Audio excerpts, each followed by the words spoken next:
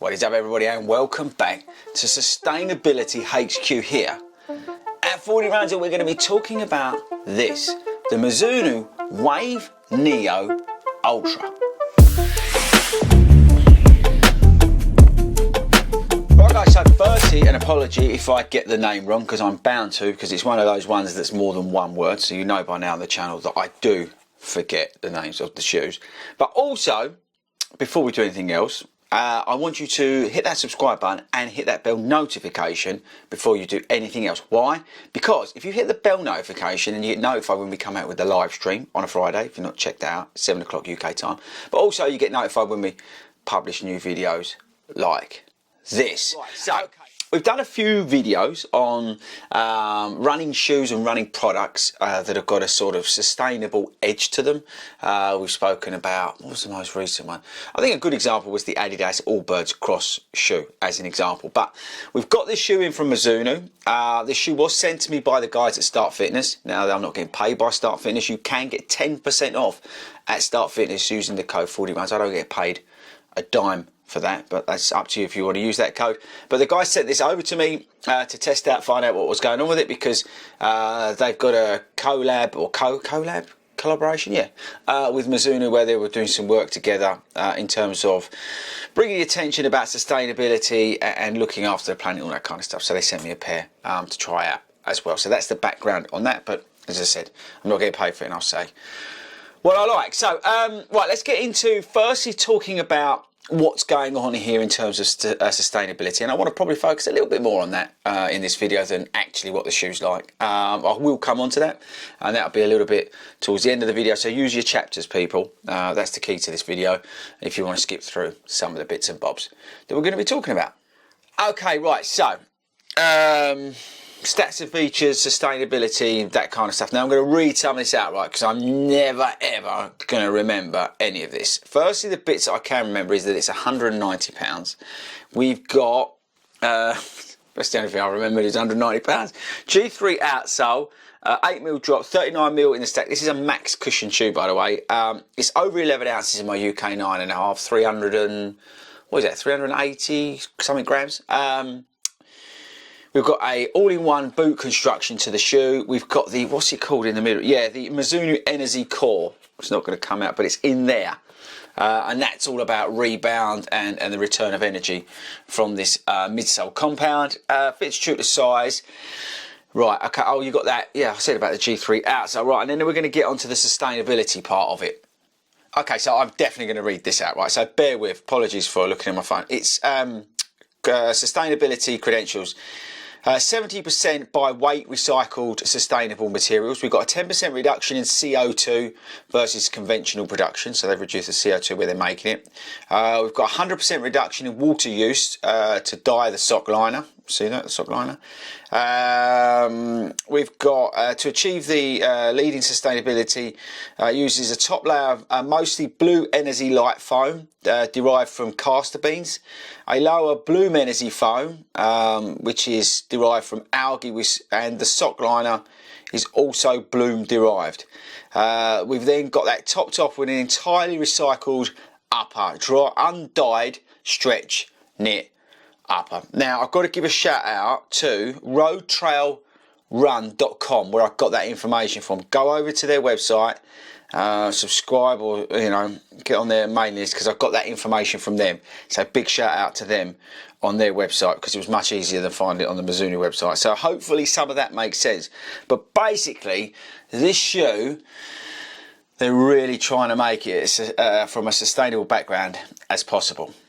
Now the other thing to bear in mind is when it comes through, you've got in here, actually they've got some more stuff on here. Yeah, we've mentioned all that.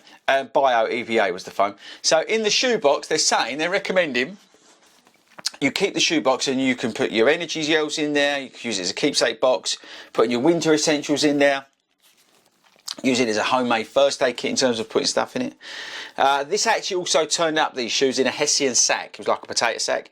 So they're saying use that for a laundry kit and stuff like that. So they're trying to give you ideas on not just throwing the stuff away that it comes in, and using that packaging for, other uses, which is kind of cool. Right, Yeah, I think that's it in terms of sustainability. I'm just going to read you this lastly before we finish. Mizuno's most eco-friendly and performance-minded shoe to date, the all-new Wave Neo, made from materials with a low environmental impact and a focus on reducing water waste and CO2 emissions. Mizuno's managed to create a daily performance running shoe that combines energy return and supreme cushioning. Okay, so with that out of the way, and apologies again if but I wanted to get it right, what we was talking about then. What's your opinion on these sort of sustainable shoes, sustainable products? Now, £190 is a lot of money for this shoe, right? But we'll come on to the performance in a minute. But we know sustainable products or shoes from these recycled backgrounds are tending to be more expensive, right? But where are you at on this whole recycled thing? Are you know, making purchase decisions based on the fact that it's got recycled elements and things behind it, that it is a sustainable process? Or are you just looking for value and going where the cheapest thing is? Are you interested in the fact of what the packaging comes, you know, so like when they send it out in, you know, those plastic bags within the box inside with a load of plastic inside. It's great that they are removing some of that. Just a great example is Adidas or Adidas have changed instead of getting the plastic tags on the shoes, it's now got a little rope thingy on there, which is kind of cool. So where are you at in terms of the sustainability, not argument, but where are you in terms of opinion on the sustainability of running shoes and running kit? Very interested to know. Stick it in the comments below.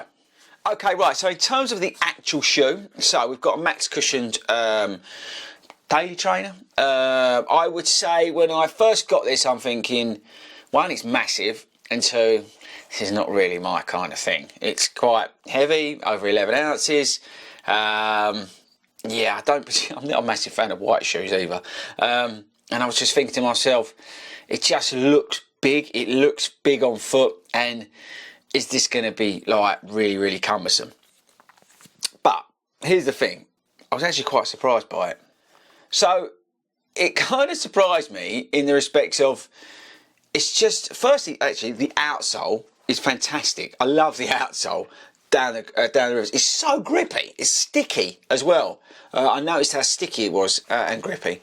But it was just really nice running along in it, right? This is not anything that's going to blow you away. This is not anything you're going to go, this is the best shoe I've ever owned. This is not the shoe that, you know, you may think, oh, I'm going to go do 20 miles in it. It's just a shoe that, for me, on where I've been using it, is been using it on recovery and easy pace runs, and it's been absolutely fine. I was actually going along the other day in it at goal pace, 8:35 per mile, and it was all right. So it was actually quite surprising, because I kind of put it on reluctantly to put the miles into it so we could review it, but it kind of, yeah, it kind of surprised me how actually good it was. Now again, I appreciate it's like a tank, it's a big old thing, it's a boot, right? This is not my usual cup of tea in any shape or form. But I have to say, I kind of dig it. I like the way they've added the structure to the upper. You know, these two overlays here to try and give it some form of structure on the upper, because it is a one-piece construction with this recycled material. The foam's nice, it's bouncy, it's comfortable. I don't feel myself pronating in it, so it's not overly soft, despite it being soft to hand.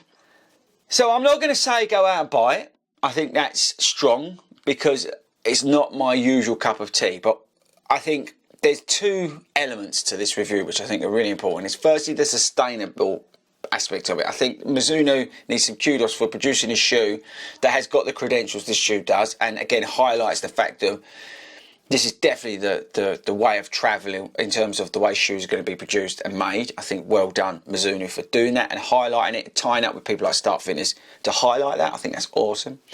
But also I think kudos to them, because they produced a shoe that is probably not as bad as it looks, right? On paper or on the internet, you'd look at it and go, scroll past, no thanks, 190 quid, no thanks.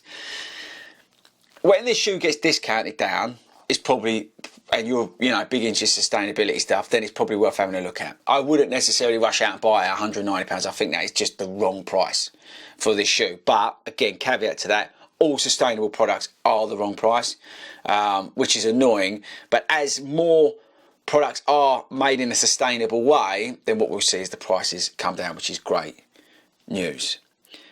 So to conclude, I love all the sustainability aspect of this. I really dig that. I love the innovation behind it. I really dig that.